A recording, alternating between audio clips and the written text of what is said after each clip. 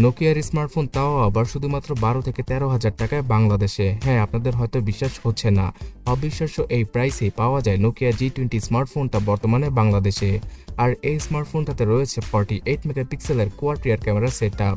তার পাশাপাশি এই ফোনটিতে অ্যান্ড্রয়েড ওয়ানের সফটওয়্যারকে ইউজ করেছে নোকিয়া। তো এই জন্যই অ্যান্ড্রয়েড 11-এর সাথে আসা এই ফোনটাতে অ্যান্ড্রয়েড 12 সহ 13-এর আপডেটটাও চলে আসতে পারে ইন ফিউচার।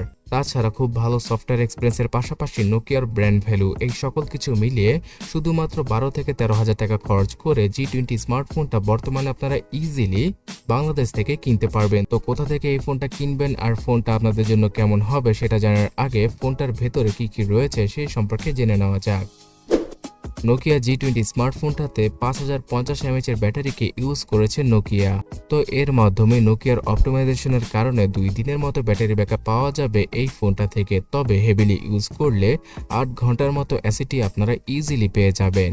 10 ওয়াটের চার্জিং ব্রিকের মাধ্যমে ফোনটাকে চার্জ করতে প্রায় 2.5 ঘন্টার মতো সময় লাগলেও যদি রাতে ফোনটাকে চার্জ করে রাখেন একবার, তাহলে all day battery backup easily পাওয়া পসিবল হবে নোকিয়া G20 স্মার্টফোনটা থেকে।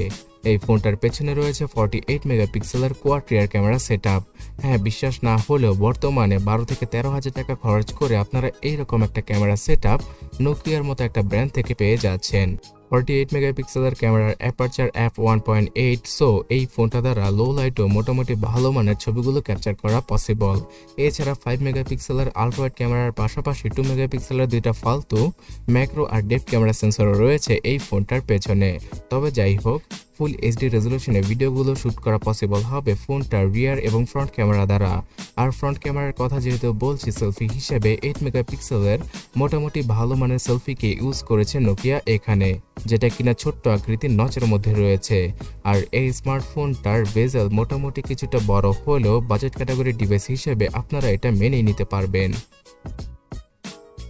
ফ্রন্ট সাইডের কথা যেহেতু বলছি, এই ফোনটাতে ইউজ করা হয়েছে 6.52 ইঞ্চির একটি বড় আকৃতির এইচডি প্লাস রেজলিউশনের ডিসপ্লে, যেটা কিনা আইপিএস এলসিডি প্যানেল, এবং এখানে ভিউইং অ্যাঙ্গেলে কোনো রকম নেগেটিভিটি আপনারা পাবেন না। যদি এখানে ফুল এইচডি রেজলিউশনকে ইউজ করা হতো তাহলে আরও কিছুটা বেটার হতে পারতো, বাট যেহেতু ফোনটার চিপসেট ফুল এইচডি রেজলিউশনের ডিসপ্লেকে অতটা ভালোভাবে সমর্থন করবে না, তাই নোকিয়া এখানে এইচডি প্লাস রেজলিউশনের ডিসপ্লেকে ইউজ করেছে, যেখান থেকে শার্পনেসে মোটামুটি কিছুটা ঘাটতি পাওয়া গেল।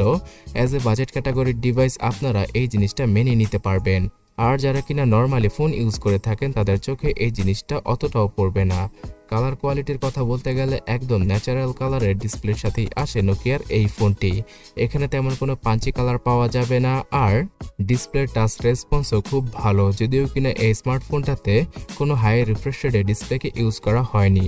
আর প্রোটেকশনের জন্য ফ্রন্টে কোন ধরনের প্রোটেকশন গ্লাসকে ইউজ করা হয়েছে সেটা নোকিয়া জানায়নি, তাই অবশ্যই ভালো মানের একটা টেম্পার গ্লাসকে ফোনের সাথে ইউজ করবেন।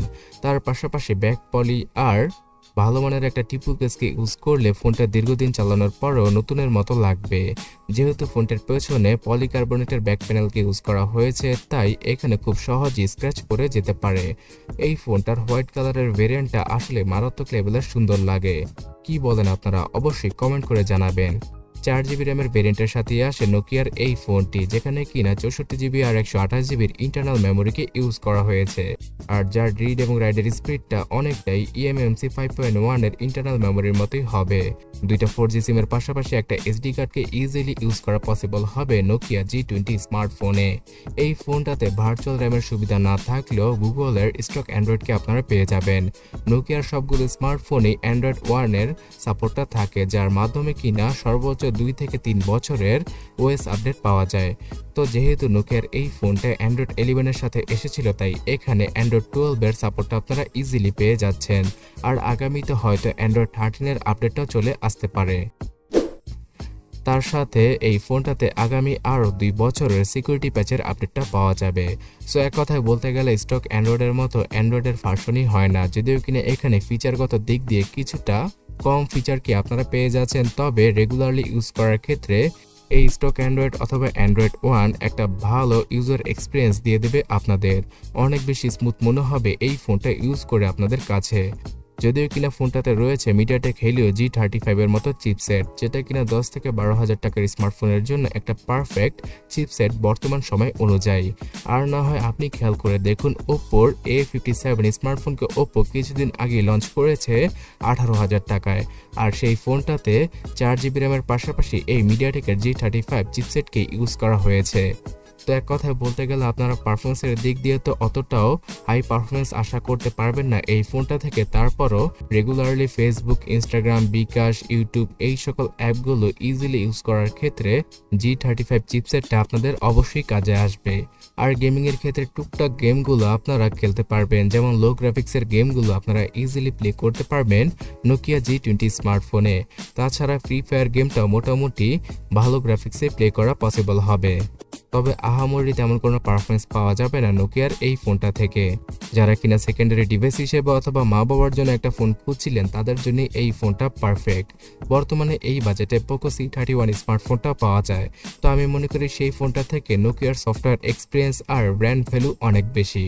তাই আপনারা Nokia G20 স্মার্টফোনকে বর্তমানে 12 থেকে 13,000 টাকা খরচ করে ইজিলি কিনতে পারবেন। তবে এই ফোনটার 128GB ভেরিয়েন্টকে কিনতে হলে আপনাকে 14,000 টাকার মতো খরচ করতে হতে পারে। বর্তমান সময়ে বাংলাদেশের বড় বড় শপিং মল যেমন Bashundhara City shopping mall, Jamuna Future Park, Motaleb Plaza সহ বিভিন্ন লোকাল শপগুলোতে এই ফোনটা পাওয়া যাচ্ছে আনঅফিশিয়াল ভাবে।